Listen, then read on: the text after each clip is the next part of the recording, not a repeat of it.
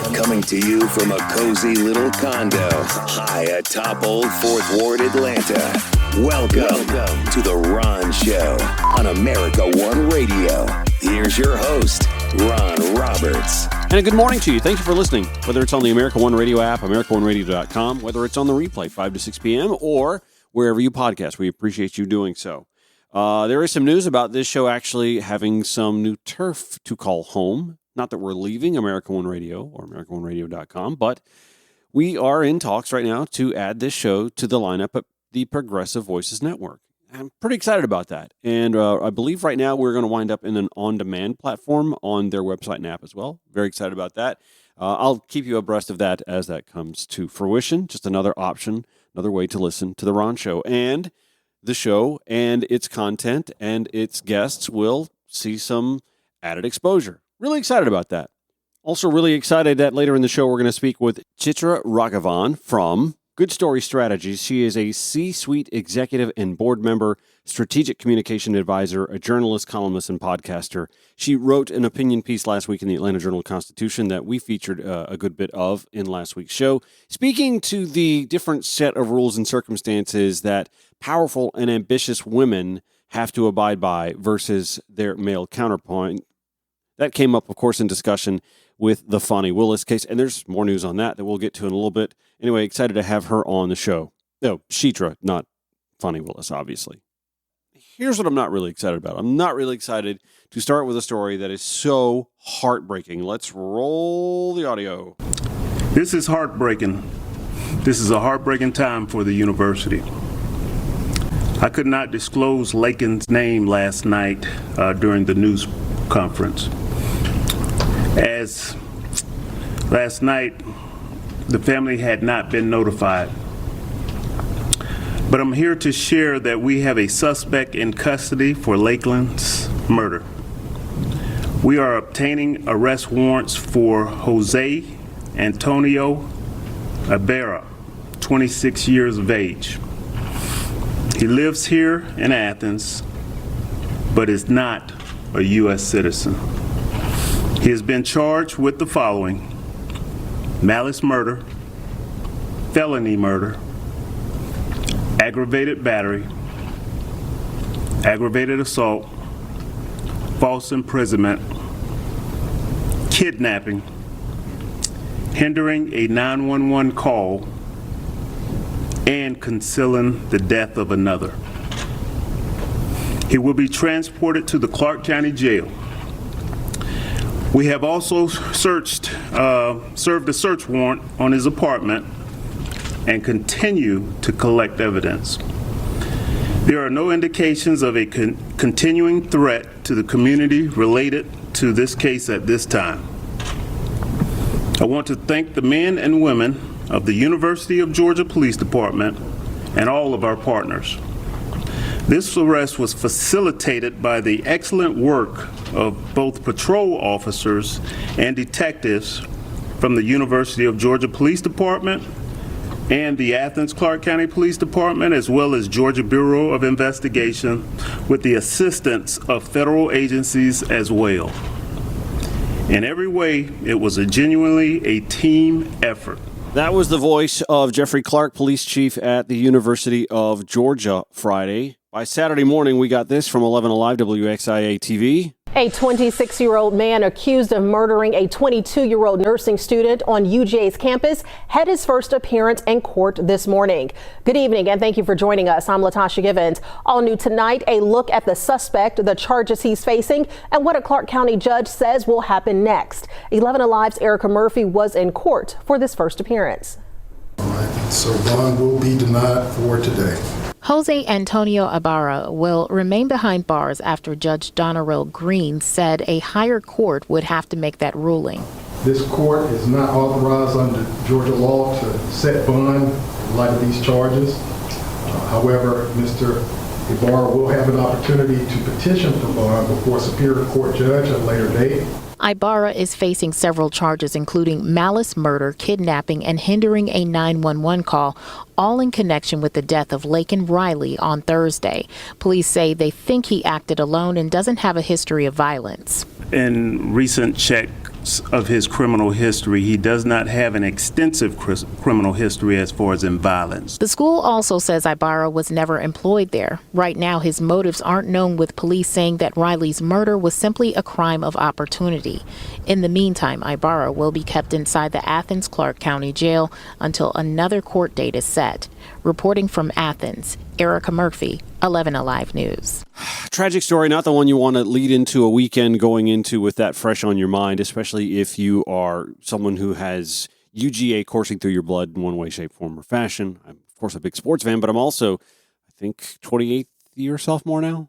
I attended University of Georgia, Athens, Clarke County. I called it home for 4 or 5 years. I know much about that community. Of course, it's been quite a while since I lived there, so things have changed. But if there's one thing I know about Athens Clarke, and I know about the cohesiveness between the community, the college faculty and staff, and student body, it's that Athens Clarke is by and large a hospitable place for folks of divergent ideology and background, even cultures, various states and countries around the world, all represented on that campus and throughout that community. Just a shocking story to wake up to as we head into the weekend last weekend and then come to Monday. And by now, this is predictably a hyper-partisan, back and forth, dickering argument fest. Can I just tell you, for my part, as someone who is left of center and who believes that our immigration policy fails us as a country, fails our Border Patrol agents, fails those who live near the border, fails those who come here to seek asylum, fails those who are fleeing oppression and economic strife and starvation, drug cartels, crime, war. It fails so many, and blame rests with many as well. It's not what you're going to hear or have heard for the last few days from hardcore partisans on the right. Now, unlike conservatives and Republicans, pro-gun advocates after a mass shooting who want to tell you that now's not the time, they wasted no time in having this discussion, and I'm actually going to agree with them. It's time to have this discussion. It's past time to have this discussion. We've been having this discussion, actually, for a few weeks now in a very hearty manner from both sides of the aisle. We have a bipartisan Senate agreement on immigration reform that there are many on the left that aren't happy with, but Border Patrol agents, or at least their union, are and signed off on. And of course, because it's bipartisan, you have Senate Republicans involved. And because you have Senate Republicans who signed off on it, there's only one person keeping that immigration bill from being passed in the House and being signed by the president. And that's Speaker of the House, Mike Johnson. But this isn't the first time Republicans have balked at immigration reform. And I could sit here and get lost in the minutia and lose sight of the story in Athens, Georgia. But suffice to say, there have been many times since the year 2000 in this century that bipartisan immigration reform has sat at the table waiting for both sides to come to it and agree to it. And by and large, it's the right that balks. However, if we want to take the permissive culture of the Biden administration tangent, that's been the precept of why border incursions have been ramping up so much under his presidential administration. It need be pointed out that on Donald Trump's final full day in office, January 19th, 2021, he approved deferred deportation for Venezuelans. I'm going to read this from thehill.com. The White House approved the deferral of deportations for some Venezuelans in an 11th hour decision before President Trump leaves office.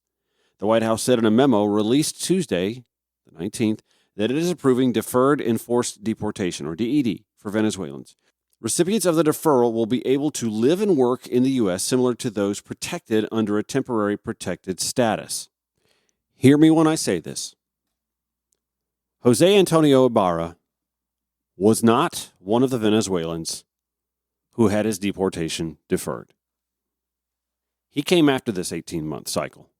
And the truth is, we have every right to be outraged that we live in a two-party system where we watch both like outfielders in a major league game with the game on the line and a fly ball that either could catch, and both call for it and then neither call for it and the ball drops between them. Now, we may never fully know what led to such an incident where everyone who professes to have known Jose Antonio Ibarra, including his ex-wife in New York City, who said that they may have fought, but it was never physical. They'd yell at each other, but he was a pretty calm person.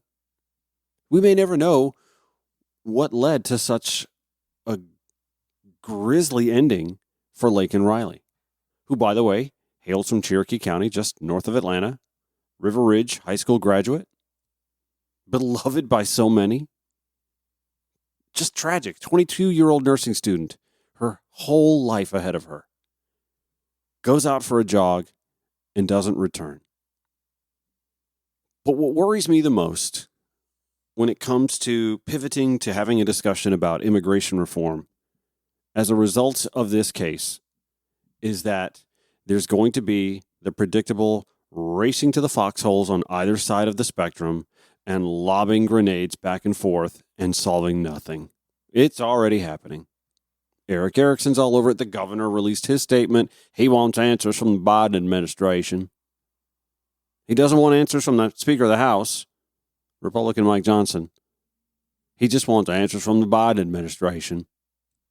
There was almost literally this 6-week window where the Trump policy ended on deferred enforcement for deportations for Venezuelans, and Jose Antonio Ibarra came to the U.S., and the Biden administration in October of the same year actually ramping up deportations of Venezuelans back to their country and out of the United States. But you're not going to hear a lot of that from the hyper-partisan right-wing rhetoric machine. Does that absolve President Biden? Of course not. But he's a president who believes that his hands are tied by international law and by domestic policy that is underfunded and falls well short of need. And by the way, it wasn't just President Biden complaining about needing legislation. President Donald Trump said he needed it in 2018, and here's what he got with the GOP-led House and Speaker Paul Ryan. Chris, we're just looking at the vote breakdown here on this bill, and as expected, you had no Democrats crossing the line to support this bill. But looking at the final totals now, it is absolutely worse than the more hardline conservative bill that we saw get a vote last week. Only 121 Republicans voting in favor of this. It's hard to pick who has the more egg on their face on this, who's sort of happy and who's not. I think conservatives will see this as proof that a conservative bill is the only one that can get through the House of Representatives, and the moderates are going to leave very frustrated here. It's tough to see what they got for their efforts. They were so close on that discharge petition that would have forced a series of votes and could have potentially included votes that would have gotten Democratic support, including the DREAM Act would have been one of those things that would have gotten a vote here. So a lot of talk, a lot of debate, a lot of negotiation, which everyone involved said throughout was good faith, but really leading to a exceptionally lackluster result here, even for an issue that has so bedeviled Congress. That is Garrett Hake with NBC News. Donald Trump wanted that bill passed. All caps tweeting, House Republicans should pass the strong but fair immigration bill, known as Good Latte 2, in their afternoon vote today, even though the Dems won't let it pass in the Senate. Passage will show that we want strong borders and security while the Dems want open borders equaling crime. When he said he needed legislation. Republicans now say the president doesn't need legislation. So which is it? The president said the very same thing in 2017 when he ended DACA. He called on Congress to act. He held a televised conference giving a speech to the American people from the Oval Office in January of 2019, addressing the nation, saying, now is the time, this is the moment to finally secure the border and create the lawful and safe immigration system Americans and those wanting to become Americans deserve. He was looking for Congress to do something. Well, the Senate did something just last month. And the House Speaker, particularly Mike Johnson, is holding up progress. So to take our focus away from that reality, the right is going to focus on sanctuary cities like Athens, Georgia, and its prosecutor Also, New York City and its police department, and it's not cooperating with ICE. When the fact is, the very same police that the right professes to revere, that thin blue line, those same police, they don't want to have the door shut on immigrants who are here, legally or otherwise, being willing to speak on or off the record with police to solve other crimes. Neither Sandy Hook nor Marjorie Stoneman Douglas brought us the much-needed gun reforms we needed. Will the death of Laken Riley potentially unjam the logjam in the House that gets us a vote on a bipartisan bill that brings needed immigration reform forward to this country? Obviously, it wouldn't bring Laken Riley back, but at least her dying wouldn't have been completely in vain.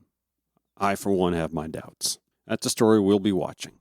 Yet another wrinkle in the Fani Willis-Nathan Wade saga, and Chitra Ragavan on to discuss her op-ed in the AJC that spoke to that, and ambitious, dominant women. Later on the Ron Show. Welcome back. As we headed into the weekend, another jarring news story hit us. This from WANF-TV, Atlanta News First.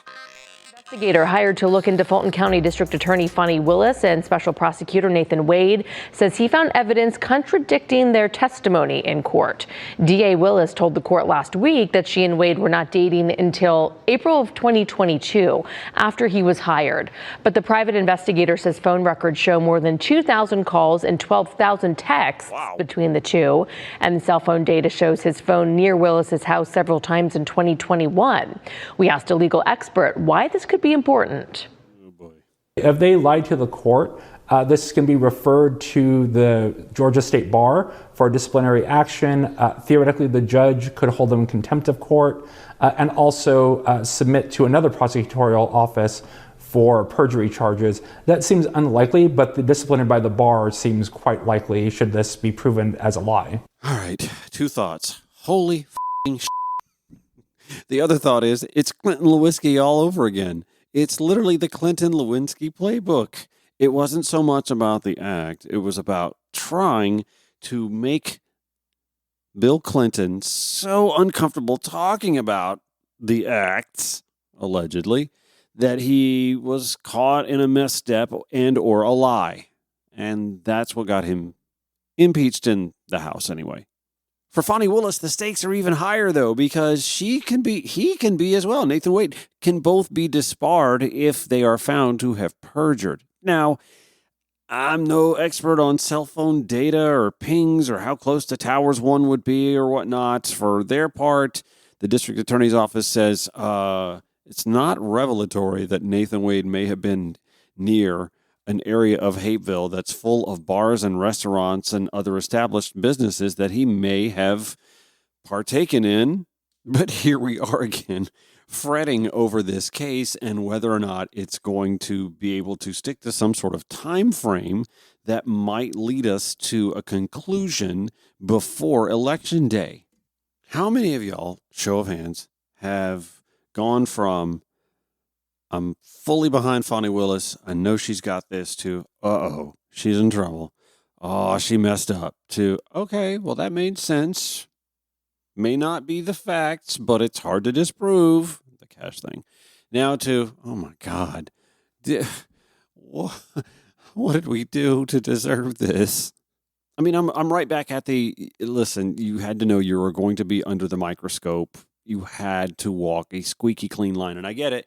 You dragged a former governor of the state in to say he was actually approached about taking this case before Nathan Wade was offered the job. That's all fine and well. All believable. I mean, if a former governor attests in a court of law under oath that that's what happened, then that's what happened. It's the other stuff that just hints of impropriety. And now there's the potential of perjury, which, again, could derail her and him from the case, which means that the case has to wait for a board to appoint a new district attorney, and that could take 18 months or longer. At which point, if we, 18 months down the road, are living under a second term of a President Donald John Trump, everything gets put on hold until after he's out of office. Okay, back half of the show, we're going to speak with a woman who knows what it's like and has some insights on what it means to be a dominant and powerful and ambitious woman in today's world. Chitra Ragavan is an executive coach, strategic advisor to the founders and CEOs of technology firms. She runs Good Story Strategies, former journalist with NPR, U.S. News and World Report, frequent columnist, podcast host, and appearing last week in the Atlanta Journal-Constitution. We're going to talk with Chitra about Fani Willis's circumstances, obviously. So obviously we'll get her thoughts on the hearing. She's going to explain to us what the warmth versus competence cognitive matrix is, how it affects men versus women, and how this matrix puts women in a no-win situation in every aspect of growth and leadership. Should be a fascinating conversation. Looking forward to having her on. In the meanwhile, I invite you to follow the show at Ron Show ATL. That's Facebook. That's Twitter, the X platform. That's Instagram. That is Threads, at Ron Show ATL. And we're back in just a few on the America One Radio app, AmericaOneRadio.com, or wherever you podcast. This is The Ron Show on America One Radio. All right, welcome back. I am excited to have this lady on. Ever since I read her piece in the Atlanta Journal-Constitution last week, I put a little note to the side and I said, reach out to her. Let's get her on. Welcome to the show, Chitra Ragavan. Did I say your name right? You said it perfectly. Thanks for having me on, Ron. It's a pleasure to be here. Oh, thank you so much. Now, it's my understanding that you are not only a former journalist, but now you're an executive coach to a lot of CEOs and C-suite executives. First of all, explain to me what a C-suite executive is, because I don't know if I may have been one at some point in time. Well, a chief strategy officer, a chief communications officer, the leadership team that typically reports to the CEO and is responsible for setting the tone and agenda and the goals for an organization or a company. Okay, so having been a former radio station manager and a senior vice president of programming for a cluster of radio, I feel like I may have fallen into that realm at some point in time. And I'd like to think, looking back, that I took that position and those roles in particular to heart. I always tried to live by the golden rule, as most folks say they would, and as much as possible. But let's dive into this conversation and hope that even I come away learning something about it. I want to start with some points that you made in this opinion piece. And by the way, did the Atlanta Journal-Constitution reach out to you? Did you reach out to them? How did this writing come together? Well, I actually reached out to them. And the reason I wrote this op-ed is, just for a little bit of background, is as soon as I first read about Fani Willis, I was instantly sitting up and paying attention, both professionally and personally. Mm-hmm. So professionally, I was paying attention. As you mentioned, I was a former reporter for NPR and U.S. News and World Report. I covered legal affairs. I'm now an executive leadership coach. I'm also a brand and narrative strategist. And so I was taken with Ms. Willis, and because I knew that she had both an important mission and a compelling narrative, right? Because even as many Republican leaders were cowering right before Donald Trump, here was this little known Black female state prosecutor from Georgia, essentially standing up to a dangerous bully. So she captured my imagination, as she did, I think, for many professional women around the world. And I put her on my radar screen because I knew that she was definitely someone to watch as a rising leader.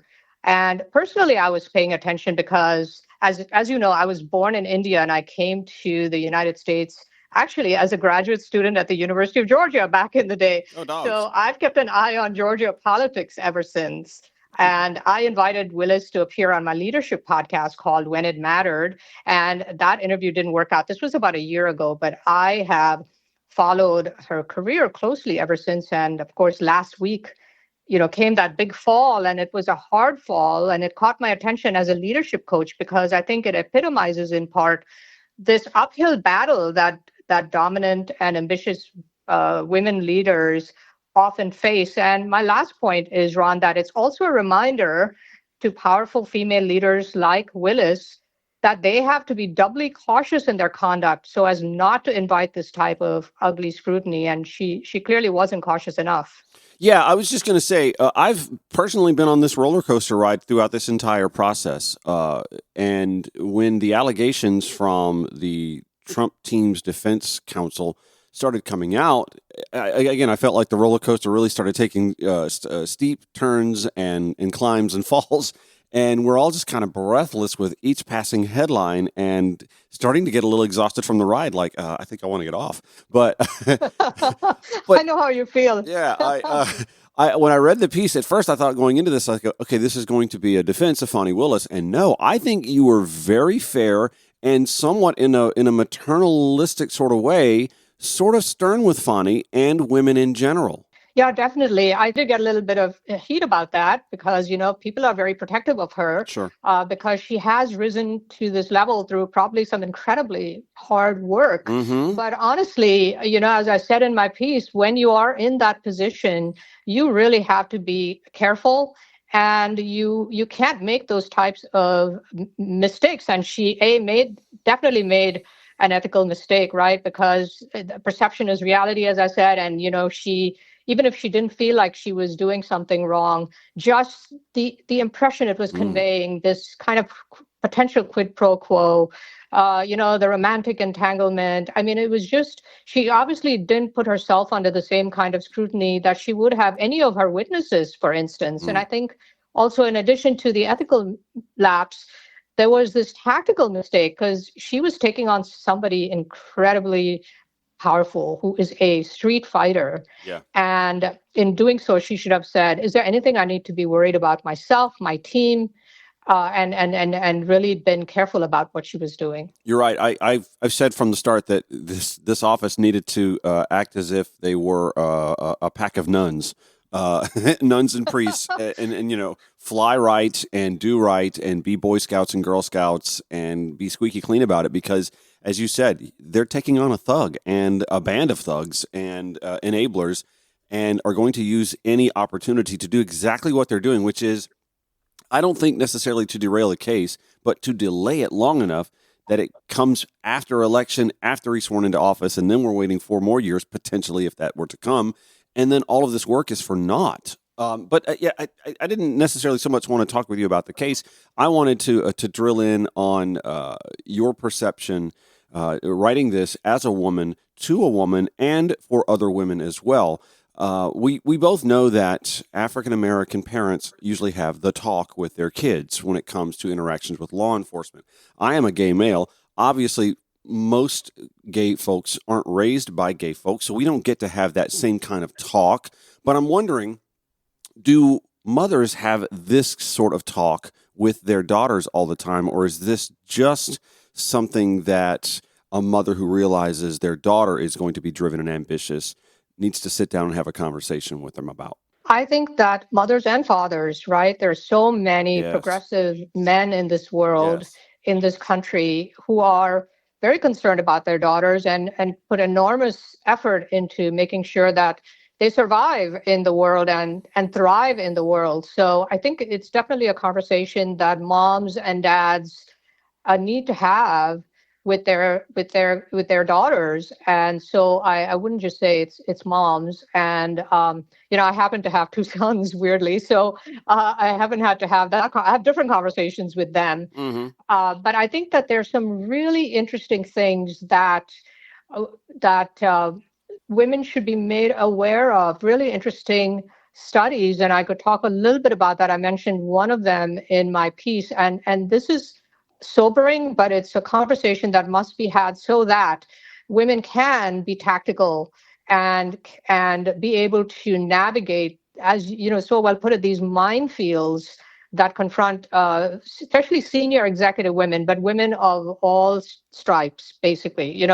So in my op-ed, I mentioned this one study that underscores these pervasive biases that women face in professional daily settings, where networking and assertiveness are often viewed differently based on gender. And this was a University of Michigan and Carnegie Mellon research study. And it showed that while men benefit from networking with high status people, women actually lose status in the eyes of their colleagues and damage their careers because they are perceived as self-serving and not benevolent, unless they couch it in those terms, unless they say, oh, I'm networking with this powerful person for the good of the organization, for this team. But if they're perceived at all as doing it for themselves, then they really suffer. And so the authors concluded that people typically don't like dominant and ambitious female leaders. And can you imagine that in this day and age, that there still is this pervasive belief, right? Well, I think we see this in so many subsets. I mean, I think back to being a kid watching Larry Hagman on Dallas and his role, and then I think back to the role that I can't think of her name, Melrose Place, the boss. I'm drawing a blank, but you know, she was, the word bitch was hurled around a lot, not just on the show, but from those who watched it. How she was so tactile and so cold and cutthroat and all these derogatory, adjectives that were hurled at her. And Larry Hagman was seen as like this cunning and deft, but he was no different. And then I think now to what Vice President Kamala Harris deals with, particularly from her ideological opposition, there's always the whispers of how she got to where she is, and none of that comes from a man like Donald Trump, who also has his proclivities when it comes to physical activity and emotional entanglements himself. Definitely. And it's interesting that you use the word cold, Ron, because that is actually a very important word for women to understand. And I'll explain to you why. Okay. There's all of this landmark research that points to why it is that people typically don't like dominant and ambitious female leaders. And by the way, that's men and women as well. Women don't get a pass on this. Yes. And yeah, exactly. And so I want to talk a little bit about this research and the use of your word cold, which is so central to this conversation. Okay. So I had a conversation with my friend Christopher Graves. He's a noted behavioral science expert. He's founder of the company, The Resonance Code. And he pointed me towards some of these studies that have been spearheaded by the legendary psychologist Susan Fiske of Princeton University and others. And what these studies have shown is that we basically access others across two axes. So when I'm meeting you and I'm interacting with you, the two words that I am measuring you on are warmth and competence, okay? Mm-hmm. So warmth is likability and accessibility. Competence includes things like intelligence, efficiency, power, and I kid you not, this goes back to the days of the caveman, which tells you what women are dealing with. Mm. When in the days of the caveman, the two main questions that caveman was facing when he was staring at caveman B was, A, are you a friend or a foe, which is warmth?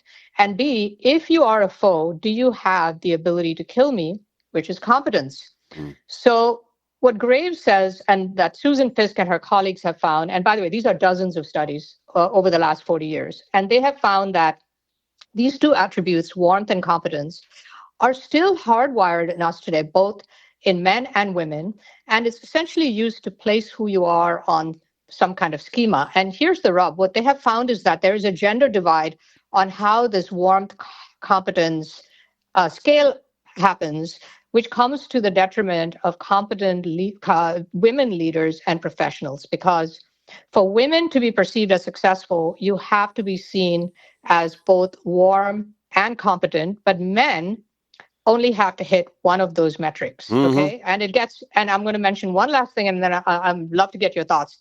It gets worse because, as Chris Graves pointed out to me, when a man is perceived to be competent, in the absence of further knowledge, he is also deemed to be warm.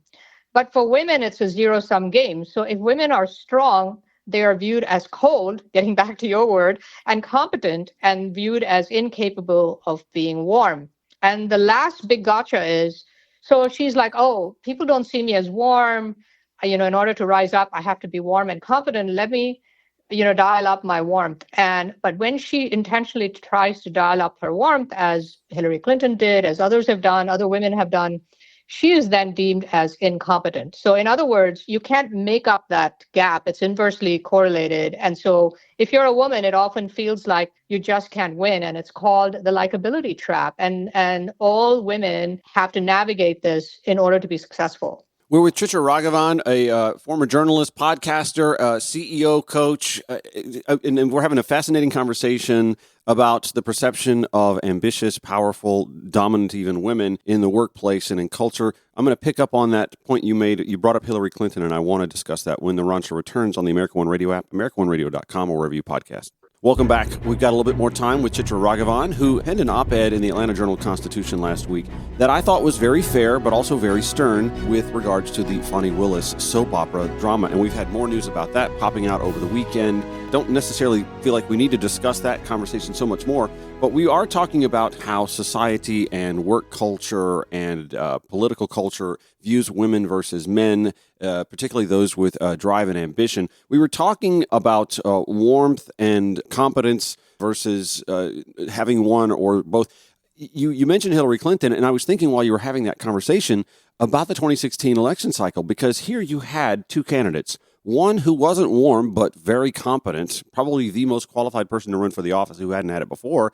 And then you had someone on the other side, a male, who was neither warm nor competent. And yet, I mean, I know it was an electoral college quirk, but it shouldn't have even been that close. How frustrating are outcomes like that for women, knowing that they have to overcome these deficits in perception? Yes, I'm really glad you mentioned that because, in fact, Hillary Clinton has been the topic of several of these research studies, by the way. And I've got a blog that I'm wrapping up, and I'll have it up in the next couple of hours that lists a lot of these research studies, which I think that your listeners may be interested to read. And Hillary Clinton's and how she was treated is definitely one of them. And in her case, the word cold was very much central to that entire portrayal of her in the news, on the late night talk shows, she's kind of like an icicle. It was just really, and those were just some of the less terrible words that were employed against her. There was so much rage against her, and you can see when you read these studies how she was described in across the spectrum. And so I think that it definitely, and by the way, one of the studies that I will post on my blog post says that female politicians get the worst of it, absolutely the worst of it. And you saw that the most extreme case of that, obviously, which ended in violence, was the Gabby Giffords shooting, right? Yes. But even in less serious ways, female politicians have a very, very hard time. Women like Kamala Harris, Hillary Clinton, and others. Can I ask, is that just an American situation, or does that happen across the world? Because we do see female political leaders ascend to the top in other countries. They have risen to the top, but I think these types of biases are inherent. And I think they are across the board, no matter what the culture, in fact, some cultures probably worse than other cultures. But what is surprising is that in our highly progressive culture, and let me just say that women have come an incredibly long way in boardrooms, in media, in all walks of life. So we don't want to not recognize the fact that we have come so far. But really, when you read some of this stuff, you realize how much further we have to go. I could sit here and dive into that a little bit more, but I want to go back to your opinion piece in the Atlanta Journal-Constitution, because you had some lessons for women in leadership that you wanted to share, and I'll just give the first 4 or 5 points here. You would say, here's what I would say to them. The microscope you will be under as a woman is infinitely more powerful and subjective than your male counterparts, which I think we've covered. Perception is reality. There's no getting around it. Act accordingly. A lesson I think Fani Willis could have learned or should have known from the jump. Listen to your gut. If it feels wrong, it likely is wrong. Please don't do it. And I would like to think that someone as intelligent as Fani Willis and Nathan Wade at this point, let's not just blame the female here, would have had that red flag pop up in their mind, and I'm just surprised if that didn't happen. There are no secrets in the workplace. Word gets around, so if you want to start a love affair with a coworker, assume your colleagues will know. And the last one I want to point to here is acknowledge that your actions will have seismic reactions for your colleagues, their families, their careers, and their paychecks. Do right by them. I keep thinking of Michelle Obama when she let the secret out that the most powerful people in the world are no smarter than you or I. And this comes back to my mind when I look at this entanglement with Fani Willis and Nathan Wade, because I'm utterly shocked that two adults as educated and career-driven as they are, as accomplished as they are, didn't think about the perceptions, didn't think about keeping at least their finances documented. Like, I have a credit card that I use specifically for business purposes because it's easier to keep tabs on these sorts of things. And neither one of them thought that that's what they should do. Yes, in hindsight, it's really easy to look at this and say, what were they thinking? But really, if you saw that hearing, right, there was this very emotional period that they were going through, right? There was a breakup in his mind. She said it was already done. In her mind, it was imminent. So there was this huge well of emotion that I think was underlying all of the stuff, the work that she was doing on the surface. And I'm sure that Wade was feeling the same way. And I think that those decisions were made somehow in that gray zone of probably, a lot of sadness probably, and the idea of lost friendships. And there's a lot of emotion there that she hinted at that really didn't come out but I think that that's the subtext that I got from watching her. There was something going on there under the surface. And it's very easy in a situation like that, by the way. It happens time and time again where somebody wants, a big case like this, you want someone that you can absolutely trust as your lead prosecutor, as your investigator. And it's tunnel vision where you look at the landscape of lawyers, prosecutors out there, and you go, you know what? This is the only person I can truly trust at this point in time. And it's a compliment to him that despite their breakup, she thought he was the one she could trust with this very important case.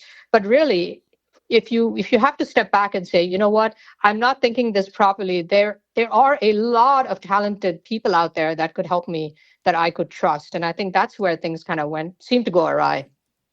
Yeah, and I think there was the hint of the cancer diagnosis that he was going through as well that sort of complicated it, and it makes you think that there may have been more of an emotional bond than even a physical bond, because that's naturally where we all went. Our minds went to physical entanglement, and we didn't consider the emotional. Wouldn't you agree? Absolutely. You really hit the nail on the head. It's just there's this emotional drama that was going on that influenced these decisions. It's unfortunate that we're having to have this conversation because she has a job, a task that is bigger than dealing with being skewered in the public media for her personal life.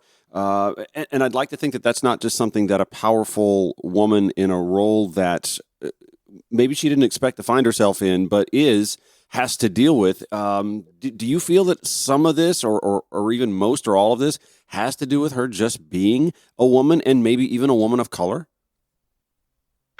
Not entirely. It's a little bit of everything. I think that it can be true that you can both be targeted as a woman, as a Black woman, as somebody who is going after a very, very big target. Also, to give the defense some credence, they had the right to challenge and to find out whether there was anything improper going on. So it's just how they went about it, I think. The extent to which they were trying to tarnish her. But, one could argue that that's standard legal procedure. That's what they would argue. Yeah. Hey, this is how the legal system works. And we live in a country, we should be proud that we live in a country where we are able to challenge each other in court and let the truth come out. Yeah. So I think that is true. And I think it's also true that she did make an ethical lapse in how she handled it. But it's also true that, as she pointed out, she is not on trial. Donald Trump is on trial. She's trying to bring him to justice. And this is part of the smoke and mirrors game. So it can to delay the case, as you said, or maybe derail it if in the best case scenario for him. So I think all of these things are true. They don't have to be, an exception to each other. When the word perjury came up, I immediately thought about the Clinton-Lewinsky scandal and his impeachment proceedings, and it wasn't so much about the sexual acts or the affair. It was about being able to keep grilling him until they found a way for him to perjure himself. Anyway, that's a conversation for another podcast altogether. Chitra Ragavan, thank you so much for joining me. I'm going to give everybody your website. We'll put it in the show notes. It is simply chitraragavan.com. Fascinating stuff that you provided for us today. That op-ed, I enjoyed it so much. We shared that. We'll have that in the show notes as well. And when you get that blog posted, we'll try and put that in the show notes for you as well today. Thank you so much for joining me on The Ron Show. Thank you so much, Ron. It's been a real pleasure. All right, that'll do it for today. I want to thank you for listening however you do, whether it's on the America One Radio app, AmericaOneRadio.com, whether you listen via podcast. Follow us at Ron Show ATL on your preferred social media platform. Show notes as well at RonShowATL.com. Back tomorrow, 9 to 10 a.m. on America One Radio. Have a great day.